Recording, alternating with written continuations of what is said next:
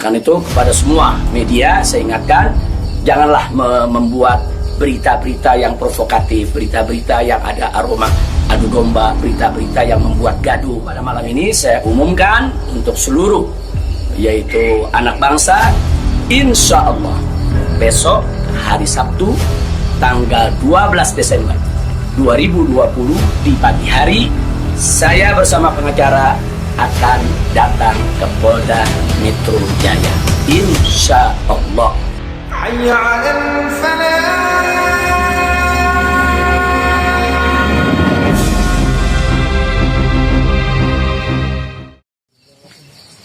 Assalamualaikum warahmatullahi wabarakatuh. Kepada segenap rakyat dan bangsa Indonesia yang saya cintai, semoga kita tetap selalu menjaga protokol kesehatan, tetap selalu berupaya secara bersama-sama mengatasi pandemi yang sedang melanda kita punya negeri. Insya Allah, Allah angkat segera pandemi yang terjadi saat ini. Amin ya rabbal alamin. Nah, kepada seluruh masyarakat, dalam kesempatan ini saya ingin menyampaikan hal yang saya pandang amat penting sekali berkaitan dengan status saya sebagai tersangka di Polda Metro Jaya. Nah, yang ingin saya sampaikan di sini adalah pertama, bahwa saya tidak pernah lari apalagi sembunyi. Sekali lagi saya ulangi, saya tidak pernah lari dan tidak pernah sembunyi. Karena selama ini pada proses pemulihan, saya lebih banyak duduk di Pondok Pesantren Alam Agrokultural Markas Syariat Megamendung. Karena di pesantren ini udaranya sangat asri, segar, jadi untuk pemulihan luar biasa bagusnya. Sekali-sekali saya turun ke Petamburan, saya turun ke Sentul untuk menengok anak dan cucu. Jadi bagian pertama yang ingin saya tekankan adalah saya tidak pernah lari apalagi sembunyi dari panggilan polisi. Yang kedua, saya juga tidak pernah mangkir dari panggilan Polda Metro Jaya. Nah, kenapa saya katakan saya tidak pernah mangkir? Pada panggilan yang pertama, yaitu hari Selasa tanggal 1 Desember 2020, ketika itu saya tidak bisa memenuhi panggilan, saya kirim pengacara. Pengacara datang ke sana, bertemu dengan penyidik, menyampaikan surat secara resmi, minta penundaan, dan alhamdulillah penyidik bisa memahami dan menerima. Akhirnya sepakat bahwa saya diundurkan untuk panggilan yang kedua. Nah, untuk itu saya apresiasi, saya hargai sikap penyidik yang sangat kooperatif, sangat baik. Terima kasih. Nah, kemudian pada panggilan yang kedua, yaitu pada hari Senin tanggal 7 Desember 2020. Nah, ketika itu saya melihat posisi pemulihan kita memang masih perlu penambahan sedikit waktu. Dan lagi-lagi saya tidak mangkir, tapi saya kirim pengacara saya bertemu kembali dengan para penyidik. Kita sampaikan surat, kita sampaikan permohonan, dan alhamdulillah permohonan tersebut diterima secara baik oleh para penyidik. Lagi-lagi di sini saya ingin sampaikan apresiasi dan terima kasih kepada para penyidik di Polda Metro Jaya. Nah, pada hari itu juga, yaitu di pagi hari Senin tanggal 7 Desember, ada kesepakatan, yaitu antara para pengacara dengan para penyidik, juga dengan keridoan saya, di mana kita sepakat bahwa saya akan datang ke Polda Metro Jaya pada hari Senin tanggal 14 Desember 2020. Itu sudah merupakan satu komitmen. Artinya komitmen, kita akan datang, insya Allah sehat walafiat, tidak ada halangan lagi. Nah, ini yang perlu kita sampaikan, dan komitmen ini kita jaga betul. Karena saya akan selalu memegang komitmen dengan pihak manapun kalau kita sudah membuat satu kesepakatan, satu perjanjian. Nah, karena itu di sini yang perlu saya sampaikan juga pada hari yang sama, yaitu pada tanggal 7 di hari Senin tersebut, secara mengejutkan, sebagaimana kita tahu semua, di mana di siang hari Bapak Kapolda Metro Jaya mengumumkan tentang tragedi penembakan 6 Laskar FPI yang selama ini setia mengawal saya. Tentu ini satu peristiwa sebetulnya tidak ada sangkut paut dengan soal panggilan saya. Maka itu pada pagi hari itu saya tetap kirim pengacara, saya tetap mengurus urusan panggilan, karena memang kita tidak pernah sangka kalau penembakan itu berkaitan dengan Polda Metro. Karena saat itu kami masih mengira kalau itu adalah orang tak dikenal. Nah, ala kulihal, setelah itu yang mengejutkan kami pada hari Kamisnya, yaitu tanggal 10 Desember 2020, secara tiba-tiba Polda Metro Jaya mengumumkan saya sebagai tersangka. Ya, tentunya saya, para pengacara semua terkejut karena 2 panggilan sebelumnya itu saya masih berstatus sebagai saksi, dan itu pun belum sempat diperiksa. Rencana pemeriksaan tanggal 14 Desember, yaitu hari Senin yang akan datang ini.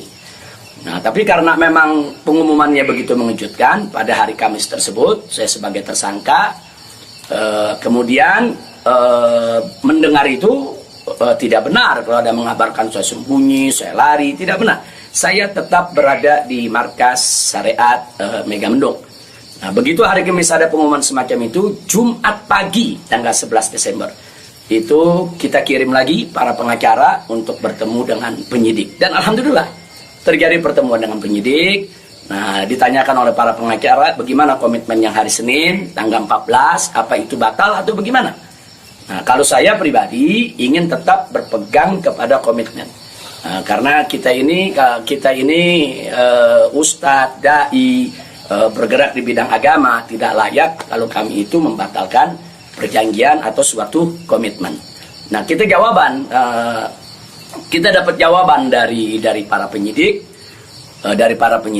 Kelihatannya mereka tidak mau menunggu sampai hari Senin, mereka minta lebih cepat.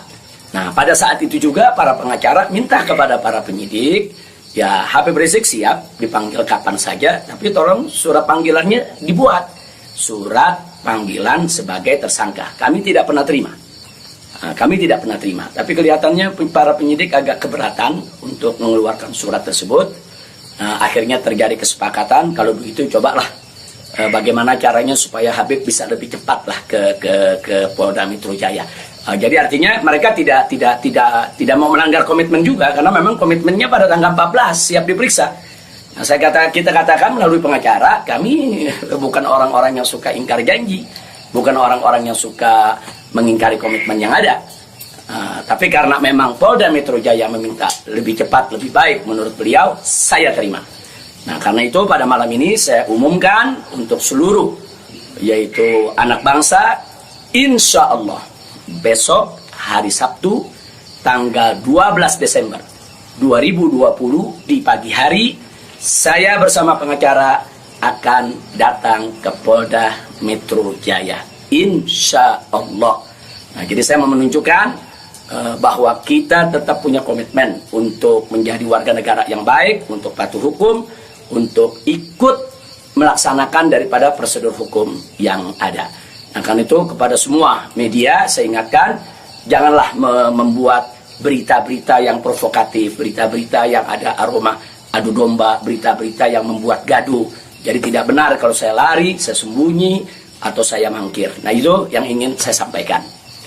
Nah, selanjutnya saya ingin menyampaikan kepada Polda Metro Jaya agar tidak terjadi kerumunan, agar tidak mengambil perhatian daripada masyarakat, agar juga tidak ada pihak ketiga yang memanfaatkan yaitu momentum soal penjemputan saya ini sehingga bisa menimbulkan kegaduhan. Maka itu saya minta kepada Polda Metro Jaya tidak perlu untuk mengerahkan kekuatan secara berlebihan. Bahkan menurut saya tidak perlu ada penjemputan, tidak perlu ada pengerahan pasukan. Itu hanya akan mengeluarkan biaya yang banyak, kemudian ditambah lagi juga menguras tenaga, dan yang paling berbahaya adalah mengundang perhatian masyarakat sehingga nanti terjadi kerumunan. Nah, begitu terjadi kerumunan, nanti ada pihak ketiga sebagai provokator membuat kegaduhan, dan ini akhirnya bisa merugikan kita semua. Nah, jadi tidak usah khawatir, tidak perlu ada pengerahan kekuatan, tidak perlu ada pengerahan pasukan. Insya Allah besok hari Sabtu pagi tanggal 12 Desember 2020 saya akan diantar oleh para pengacara saya. Nah, untuk memenuhi panggilan atau memenuhi yaitu panggilan atau rencana pemeriksaan yang akan dilakukan oleh Polda Metro Jaya sesuai dengan aturan yang berlaku. Nah, ya, yang berikutnya yang tidak saya lupakan kepada seluruh umat Islam. Kepada seluruh umat Islam, saya minta juga tidak membuat kerumunan. Nah, jadi jangan sampai mengganggu daripada proses hukum ini. Sabar, tenang, ikuti proses hukum ini dengan baik, sesuai dengan aturan yang ada. Banyak-banyak berdoa. Nah, mudah-mudahan semua berjalan dengan baik. Insya Allah Allah memberikan keamanan, keselamatan, kemenangan, dan lain sebagainya. Jadi tolong jangan buat kerumunan karena kita sudah punya komitmen. Bagaimana untuk tetap menjaga protokol kesehatan, bagaimana kita bersama-sama dengan semua komponen anak bangsa yang ada untuk mengatasi pandemi di kita punya negeri. Nah, jadi sekali lagi saya ulangi kepada Polda Metro Jaya, saya minta tidak perlu untuk mengerahkan pasukan, apalagi secara berlebihan, karena akan mengundang perhatian, mengundang kerumunan, bahkan bisa memberi kesempatan kepada pihak ketiga, provokator, untuk membuat kegaduhan. Nah, ini kalau ini terjadi, akhirnya kita semua rugi. Nah, tidak usah khawatir, saya pegang komitmen, insya Allah besok hari Sabtu pagi saya akan hadir di Polda Metro Jaya bersama para pengacara saya. Dan kepada umat Islam sekali lagi, jangan bikin kerumunan. Apalagi sebab kalau bikin kerumunan lagi nanti ada provokator, ribut lagi, gaduh lagi. Saya tidak mau ada kegaduhan, saya tidak mau ada kerumunan. Saya ingin pemeriksaan itu berjalan secara baik sesuai dengan undang-undang yang berlaku. Dan kepada masyarakat cukup doakan dari rumah agar saya, begitu juga para pengacara semua, diberikan kekuatan oleh Allah Subhanahu wa Ta'ala. Itu saja. Terima kasih. Jazakumullahu khairal jaza. Wassalamualaikum warahmatullahi wabarakatuh.